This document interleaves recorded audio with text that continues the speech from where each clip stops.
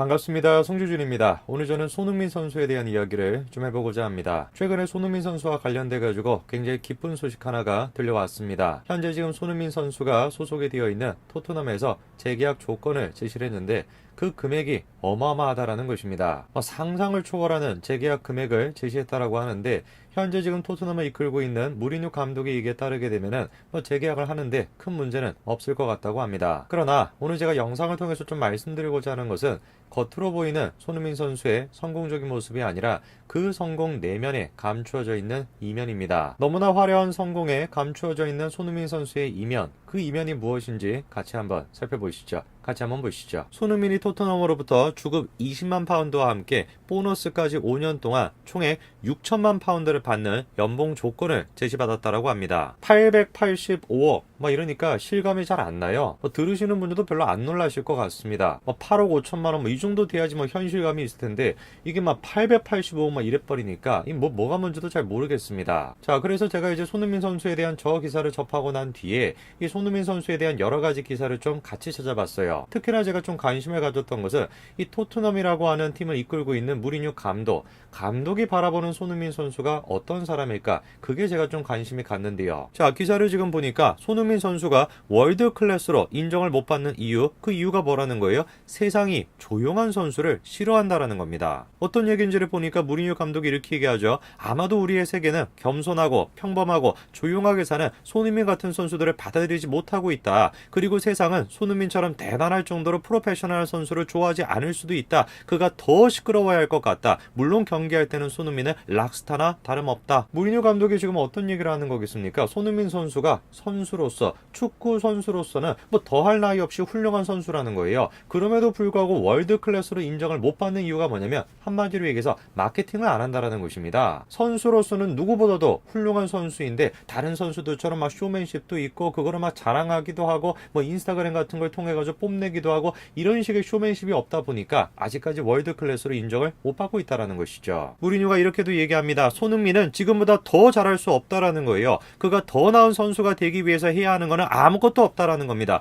그저 손흥민을 스타로 만드는 거는 이제 언론의 몫이라는 거죠. 저는 무리뉴 감독이 저런 얘기를 하는 것이 손흥민 선수에게 월드 클래스가 되기 위해서 인스타그램에 다른 사람들처럼 자랑도 하고 좋은 거 먹으러 다니고 이런 것도 자랑을 해가지고 쇼맨십을 발휘하고 그런 거를 요구하는 게 아니라고 생각합니다. 오히려 지금 무리뉴 감독은 손흥민 선수를 칭찬하는 것 같아요. 손흥민 선수가 지금 이 자리까지 올라올 수 있었던 이유가 뭐라는 거겠습니까? 본질에 충실했다라는 거. 다른 사람들처럼 뭔가 보여주기식 쇼맨식 무슨 이런 것들에 치장했던 것이 아니라 축구 선수로서의 본질, 축구 선수로서 축구를 제일 잘한다라고 하는 그 본질, 그 본질에 충실했다라는 걸 지금 칭찬하는 거 아니겠습니까? 실제로 제가 지금 손흥민 선수의 인스타그램에 들어가 보니까 별다를 게 없어요. 너무나 지금 일상적인 사진들밖에 없습니다. 중간중간에 보이는 자동차 사진이라든지 그리고 또 면도기 사진들 이런 것들은 광고 협찬을 받은 거기 때문에 올려놓은 것이겠고 다 올라와 있는 사진들이 그냥 뭡니까? 일상적인 사진들이에요. 일상. 수많은 사람들의 인스타그램이 어떻습니까? 또 페이스북이 어떻습니까? 자랑거리로 넘쳐나 있어요. 내가 오늘 뭘 먹었는지 뭘 샀는지 누구를 만났는지 마구잡이로 그냥 자랑하는 거. 그 자랑하는 창구로 쓰이는 것이 원래 인스타그램 아닙니까? 근데 손흥민 선수한테 그런 게 없어요. 그저 소소한 자신의 일상을 올리고 그리고 또 팬들과 소통을 하는 그런 창구로 쓰고 있는 것입니다. 한마디로 인스타그램의 원래 소셜미디어의 본질을 그대로 지금 활용을 하고 있는 것이죠. 저는 그래서 좀 궁금해졌습니다. 도대체 어떤 삶을 살아왔길래 이렇게 뭔가 허례허식이 됐건 가식이 됐건 그런 것들에 신경 쓰지 않고 항상 본질에 치중하는 그런 사람이 될 수 있었을까? 손흥민이라고 한 사람의 과거가 무엇일까? 제가 좀 궁금해졌습니다. 자, 그래서 제가 손흥민 선수의 과거를 조금 찾아봤는데요. 이게 지금 어린 시절의 손흥민 선수래요. 손흥민 선수의 자서전의 일부가 인터넷에 공개가 돼 있었는데 제가 좀 읽어드리겠습니다. 우리 집은 가난했다. 내가 갓난아이였을 때는 컨테이너에 산 적도 있다고 한다. 학원은 꿈도 꾸지 못했고 또래 아이들에게는 일상적이었을 게임이나 여행, 놀거리들을 나는 별로 해본 기억이 없다. 축구를 본격적으로 배우기 시작할 때 아버지께서는 나를 데리고 다녀야 한다면서 소형 중고차 한 대를 구해 오셨다. 120만 원을 주셨다라고 했다. 비가 오면 창문 틈으로 빗물이 줄줄 샜지만 그래도 자가용이 생겼다면서 우리 가족은 좋아했다. 하지만 세상은 정말 차가웠다. 주위에서 아버지가 똥차를 몰고 다닌다면서 손가락질을 했다. 독일 유소년 구단 시절은 참 힘들게 버텼다. 한국 식당에 갈 돈이 없어가지고 허기를 꾹꾹 참았다. 유럽에서 뛴다라고 하는 판타지의 실사판은 늘 배고픈 일상이었다. 시내 한식당에서 끼니를 문제를 해결하기엔 돈도 없었고 시간도 없어가지고 불가능했다. 내가 함부르크 1군에서 막 데뷔를 했을 때 겉으로 보이는 모습과 내 실제 생활은 정말 차이가 컸다. 한국 언론으로부터 칭찬이 쏟아질 때도 나와 우리 가족은 힘겹게 버티고 있었다. 저는 손흥민 선수의 과거를 이번에 처음 알았습니다. 그리고 손흥민 선수의 저 과거의 일대기를 쭉 들으면서 제가 들었던 생각은 딱 한 가지입니다.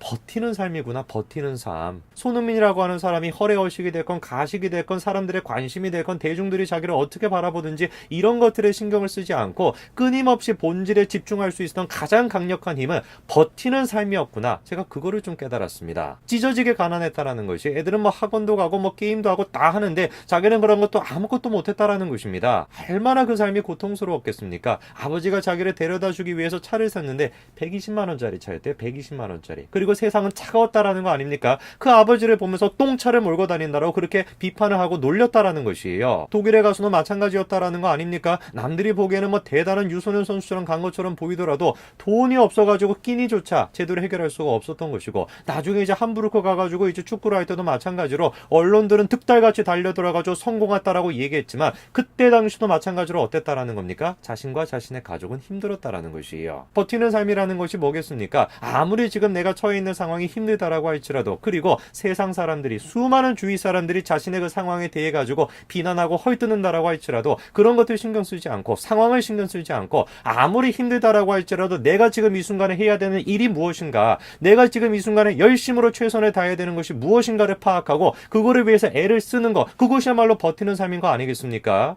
손흥민이라는 사람에게 해야 되는 일은 간단한 것이었어요. 축구였던 거예요. 축구. 자신이 해야 되는 일이 축구라는 것을 명백하게 알고 있었고 그리고 거기에 최선을 다하겠다라는 마음가짐을 갖고 있으니까 아무리 주변 사람들이 자기 상황에 대해서 똥차를 몰고 다닌다라고 뭐라고 할지라도 신경 쓰지 않을 수가 있었던 것이죠. 본질에 집중할 수가 있었던 것입니다. 이것이야말로 버티는 삶의 모습인 거죠. 이런 버티는 삶의 모습은 손흥민 선수의 아버지에게서 드러나는 것 같습니다. 그렇게나 힘든 삶을 보냈음에도 불구하고 축구장이 없어가지고 공모차는 아이들을 위해서 100억 원을 들여가지고 축구 공원을 설립하겠다라는 겁니다. 어마어마한 지금 규모의 쏜 축구 아카데미를 설립해가지고 힘든 아이들에게 축구를 가르쳐주겠다라는 거죠. 아버지가 지금 뭐라고 합니까? 남들이 미쳤냐라고 한다라는 거예요. 땅 사고 건물 사고 편안하게 먹고 살지 모차로 자비 100억 원에서 120억 원을 들여가지고 공사를 하느냐. 자기도 남들처럼 돈 좋아한다라는 겁니다. 하지만 그것보다 어린아이들을 위해서 할 수 있는 걸 다 하고 싶었다. 버티는 삶. 이게 손흥민 아버지와 손흥민 씨가 우리에게 보여주는 거 아닐까요? 본질이 텅 비어있는 사람은 끊임없이 자기를 과시하는 데만 급급하게 되는 것이죠. 돈을 조금이라도 남들보다 잘 벌면 자기가 조금이라도 남들보다 명성이 있다라고 생각한다면 그거를 자랑하고 싶어가지고 안달복달 못하는 것입니다. 그러니까 인스타그램이나 페이스북 같은 데에다가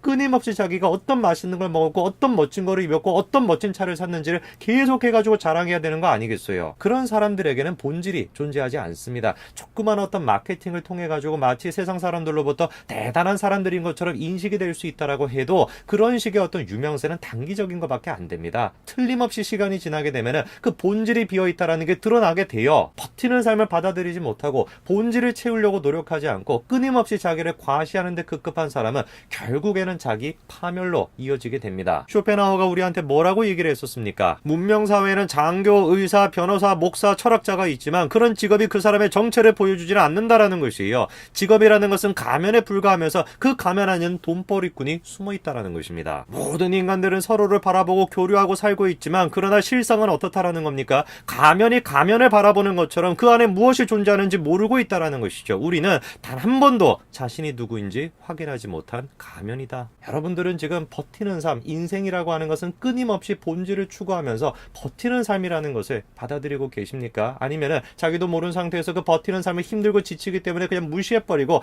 끊임없이 자기 스스로를 가면으로 뒤덮고 있는 그런 시간을 보내고 계십니까? 우리는 계속해가지고 스스로를 가면을 씌우고 있습니다. 직업이라고 하는 가면을 통해서, 학벌이라고 하는 가면을 통해서, 돈이라고 하는 가면을 통해서 계속해가지고 우리 스스로에게 가면을 씌우고 있어요. 왜? 혹시라도 다른 누군가가 내 지금 본질이 텅 비어있다라는 것을 발견하게 되는 것은 아닐까? 그게 너무나도 두려워가지고 계속해가지고 가면으로 둘러싸고 있습니다. 그리고 그 가면으로도 부족해가지고 인스타그램을 통해서 계속해가지고 우리를 과장되게 광고하고 계속해가지고 자랑하는데 급급하고 있는 것이죠. 과연 그런다 해서 우리의 허망한 마음이, 우리의 본질이 채워질 수 있을까요? 결코 그렇지 않을 것입니다. 우리의 본질을 채우기 위해선 손흥민 선수가 우리한테 얘기해 주는 것처럼 버티는 삶, 끝까지 버티는 삶, 삶이라는 것은 버티는 것이다 라는 걸 인정하고 받아들이고 실천해야 될 것입니다.